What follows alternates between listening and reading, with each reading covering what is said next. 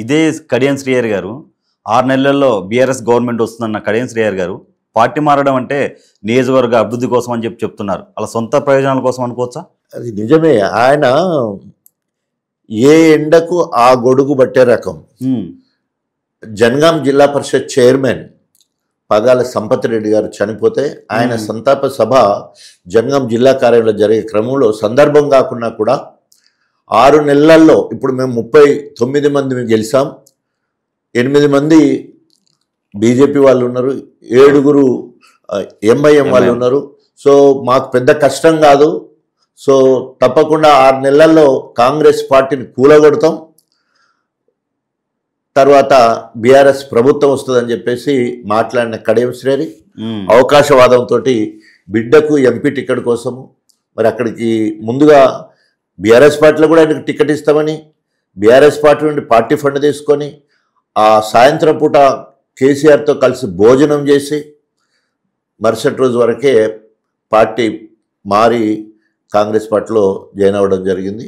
నిజంగా ఇంత నమ్మక ద్రోహం ఉంటుందా అని చెప్పేసి ఇవాళ ఒక గణపురం నియోజకవర్గం కాదు, ఒక జనగాం జిల్లా వరంగల్ జిల్లా కాదు, యావత్ తెలంగాణ మొత్తం కూడా నమ్మక ద్రోహి అని ముద్రేసుకొని ఈ వయసులో ఇది అవసరమా? 73-74 ఏళ్ళ వయసులో చరిత్రహీనుడే పరిస్థితి అయింది కదా. ఈ మధ్యకాలంలో ఒక ఆర్టికల్ వచ్చింది, షేమ్ ఆఫ్ హాల్ అని, హాల్ ఆఫ్ షేమ్ అని. అంటే మొత్తం 3 అందులో పేర్లు రావడం జరిగింది. అందులో నెంబర్ 1 కడియం శ్రీహరి, కె కేశవరావు గారు, పోచారపు శ్రీనివాస్ రెడ్డి గారు. వీళ్ళు 3 ఏజెస్ 70 దాటిన వాళ్ళు, అన్ని రకాల పదవులు అన్ని పార్టీలలో అనుభవించిన వాళ్ళు.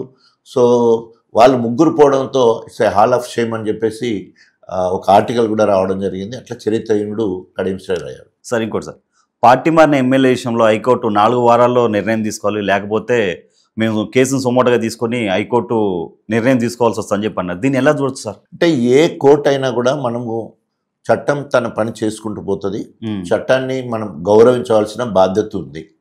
సో గతంలో అనేక మనకు ఉదాహరణకు అంటే ఎస్సీలను ఏబిసిడీగా వర్గీకరించే విషయంలో ముందుల హైకోర్టు అంటే 4 సంవత్సరాలు ఏబీసీలు అయినాక కూడా హైకోర్టు ఒక తీర్పిస్తే సుప్రీంకోర్టుకు పోయినాం. దాదాపు 20 సంవత్సరాల కేసు నడిచింది. మళ్ళీ 30 సంవత్సరాల ఎంఆర్పిఎస్ ఉద్యమంతో పాజిటివ్ రిజల్ట్ రాదు, ముందు నెగటివ్ వచ్చింది.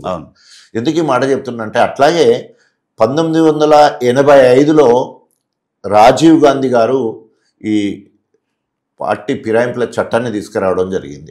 అంటే ఎవరైనా ఒక పార్టీ నుండి గెలిచి ఆ పార్టీని వదిలిపెట్టిపోయేది ఉంటే వారిని సస్పెండ్ చేయాలి పార్టీ నుండి, తర్వాత దాంతోపాటు వారు గెలిచిన పదవిని కూడా బహిష్కరించాలనేది వచ్చింది.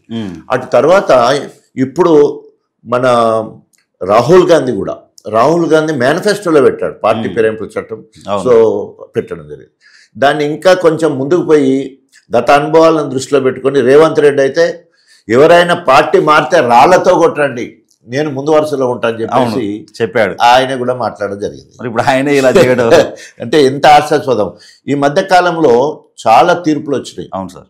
ఒకటి మణిపూర్లో, 2 హిమాచల్ ప్రదేశ్లో, ఢిల్లీలో ఆనందం, తర్వాత మధ్యప్రదేశ్. సో ఈ 2-3 సంవత్సరాలలో చూసినప్పుడు పార్టీ ఫిరాయించిన వాళ్లకు 6 సంవత్సరాల పార్టీ తిరిగి పోటీ చేయొద్దు, మళ్ళీ ఏ పార్టీ నుంచి పోటీ కూడా చేయడానికి లేదు.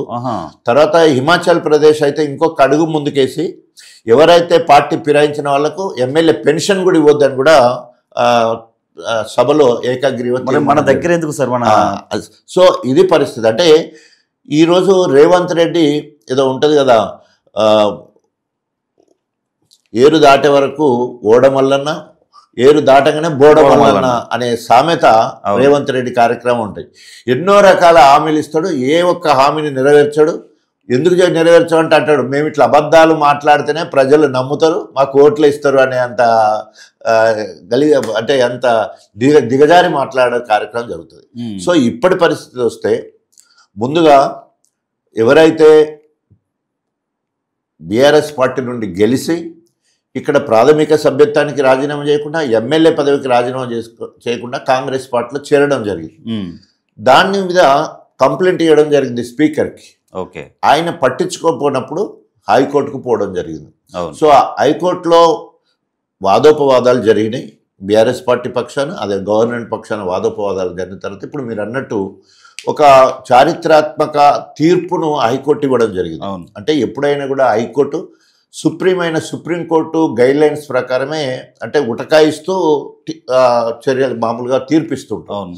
దాంట్లో భాగంగా మరి 4 వారాలలో మీరు ఒక షెడ్యూల్ ఏర్పాటు చేసి మీరు 4 వారాలలో చర్య తీసుకోవాలని అసెంబ్లీ సెక్రటరీ ద్వారా స్పీకర్కి తెలియజేయడం జరిగింది. సో 4 వారాల కనుక మీరు తేల్చండి, మీరు తేల్చకపోతే మేము తేల్స్తాం, సుమోటోగా తీసుకొని మేము తేల్చేస్తాం అని చెప్పడం జరిగింది. అంటే తేల్చడం అంటే ఏముంది, సో సుప్రీంకోర్టు ఏదైతే గైడ్ లైన్స్ ఉన్నాయో 3 monthsలో స్పీకర్ కనుక ఎలాంటి నిర్ణయం తీసుకోకపోతే సుప్రీంకోర్టు ఇంటర్వ్యూన్ అయ్యి 6 సంవత్సరాల బహిష్కరణ చేసే కార్యక్రమం ఉంటుంది యాంటీ డిఫెక్షన్ లా ప్రకారం.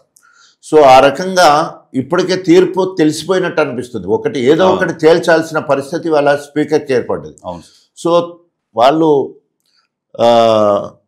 తీర్పు స్పీకర్ కనుక డిలే చేయడం కనుక చేసేదంటే వాళ్ళు సుమోటోగా తీసుకుంటారు ఒకటి.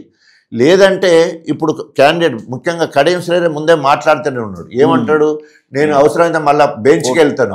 అంటే హయ్యర్ లెవెల్లో ఇది సింగిల్ జడ్జి ఇచ్చింది, 2-3 ఉన్న బెంచ్కి వెళ్ళి అక్కడికైనా పోతాను, లేకపోతే సుప్రీంకోర్టుకు పోతానని చెప్పేసి మాట్లాడడం అంటే నైతిక విలువల గురించి మాట్లాడే కడియం శ్రీహరి ముందు ఒక పార్టీలో గెలిచి ఒక పోవడమే తప్పు.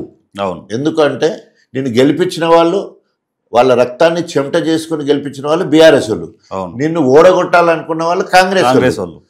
ఆ ఓడగొట్టాలనుకున్న వాళ్ళు కోపంతో ఉన్నారు నీ మీద, నువ్వు అటుపోతున్నావు.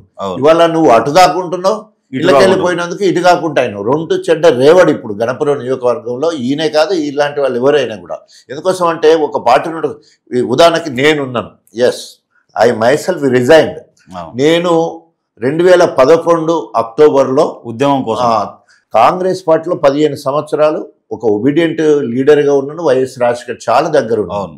అలాంటిది తెలంగాణ అస్తిత్వం కోసం, తెలంగాణ రాష్ట్ర సాధన కోసం అధికార కాంగ్రెస్ పార్టీ కేంద్రంలో ఉంది, రాష్ట్రంలో ఉంది. అయినప్పటికీ కూడా ప్రాథమిక సభ్యత్వానికి రాజీనామా చేసి, అదేవిధంగా ఎమ్మెల్యే పదవికి రాజీనామా చేసి బీఆర్ఎస్ పార్టీలో కేసీఆర్ నాయకత్వంలో జాయిన్ అయ్యి 2011 నుంచి వెళ్ళి 2014 వరకు ఉద్యమంలో పాల్గొనడం జరిగింది.